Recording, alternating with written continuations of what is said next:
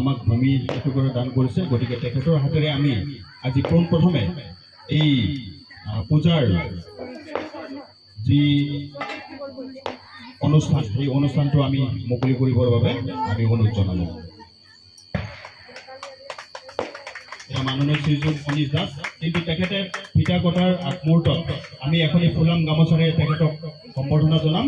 আৰু এই সম্বৰ্ধনা জনাব আমাৰ উমানগৰ শ্ৰী শ্ৰী কালী পূজা পৰিচালনা সমিতিৰ সন্মানীয় সভাপতি দুলাল চৰকাৰ ডাঙৰীয়া। তেখেতক এখনি ফুলাম গামোচাৰে সম্বৰ্ধনা জনাব। এয়া তেখেতক সম্বৰ্ধনা জনাইছে।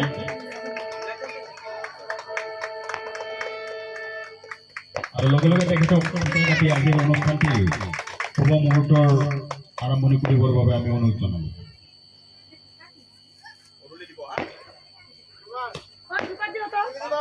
লগে লগে